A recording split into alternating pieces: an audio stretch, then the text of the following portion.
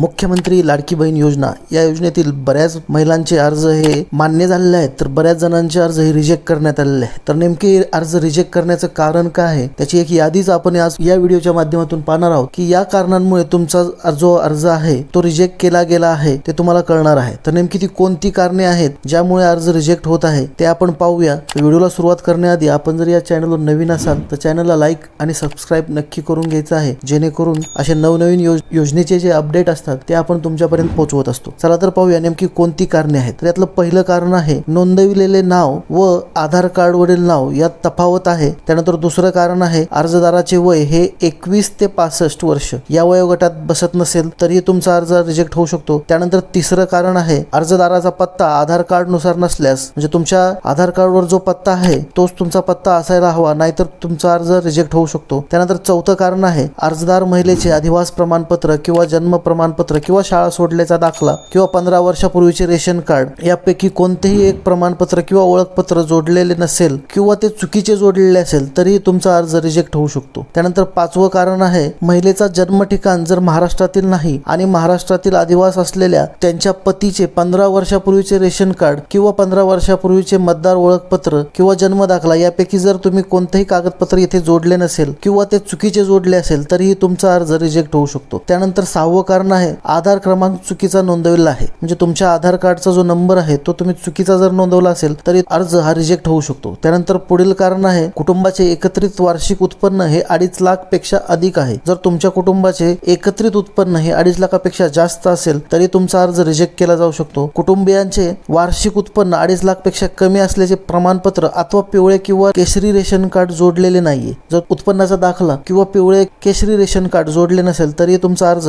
हा बाद होऊ शकतो किंवा रिजेक्ट होऊ शकतो। बँक खात्याचा तपशील जर तुम्ही चुकीचा दिला असेल, म्हणजे IFSC कोड, बँकेचे नाव, खातेदाराचे नाव, खात्याचा क्रमांक हे जर योग्य दिलेला नसेल, त्यात काही चुका झालेल्या असतील तरी तुमचा अर्ज रिजेक्ट होऊ शकतो। त्यानंतर बँक खाते आधार संलग्न जर नाही, जर तुमचे बँक खाते आधारशी जर संलग्न नसेल तरी तुमचा अर्ज रिजेक्ट होऊ शकतो। त्यानंतर अर्जदाराने हमीपत्र दिले नाही अथवा हमीपत्रात काही त्रुटी आहेत, तुम्ही जे हमीपत्र दिले आहे ते एकतर तुम्ही दिलेले नाही किंवा ते दिले आहे तर त्यात काही अडचणी आहेत किंवा चुकीच्या गोष्टी आहेत तर तुमचा अर्ज रिजेक्ट होऊ शकतो। तर अर्जदार केंद्र किंवा राज्य शासनाच्या विविध विभागामार्फत राबवण्यात येणाऱ्या आर्थिक योजनेद्वारे दरमहा 1,500 किंवा त्यापेक्षा अधिक रकमेचा लाभ घेत आहे। म्हणजे तुम्ही जर केंद्र किंवा राज्य शासनाच्या इतर कोणत्याही योजनेचा ज्याचा आकडा हा 1,500 रुपये किंवा त्यापेक्षा अधिक आहे असा जर योजनेचा तुम्ही लाभ घेत असाल तर त्यासाठीही तुम्ही इथे पात्र होत नाही व तुमचा अर्ज रिजेक्ट केला जातो। त्यानंतर तुमच्याकडे 4 चाकी वाहन असल्यास, पण इथे ट्रॅक्टर वगळून इतर जर तुमच्याकडे 4 चाकी वाहन असेल आणि ते तुमच्या कुटुंबातील सदस्याच्या नावावर नोंदणीकृत असेल तरी तुमचा अर्ज इथे रिजेक्ट होणार आहे। कुटुंबातील सदस्य आयकरदाता आहे, जर तुमच्या कुटुंबातील कोणताही सदस्य इन्कम टॅक्स भरत असेल तर तुम्ही या योजनेसाठी पात्र नाही आहात, त्यामुळे तुमचा अर्ज इथेही रिजेक्ट केला जाऊ शकतो। त्यानंतर कुटुंबातील सदस्य हे विद्यमान किंवा माजी खासदार आमदार आहेत। त्यानंतर कुटुंबातील सदस्य नियमित किंवा कायम कर्मचारी म्हणून शासनाचे विभाग, उपक्रम, मंडळ यामध्ये कार्यरत किंवा सेवानिवृत्तीनंतर निवृत्ती वेतन घेत आहेत। म्हणजे तुमच्या कुटुंबातील जर कोणी निवृत्ती वेतन घेत असेल तरी तुमचा अर्ज यासाठी रिजेक्ट केला जाऊ शकतो। त्याचबरोबर पुढील कारण आहे कुटुंबातील सदस्य शासनाच्या कॉर्पोरेशन, बोर्ड, उपक्रमाचे अध्यक्ष,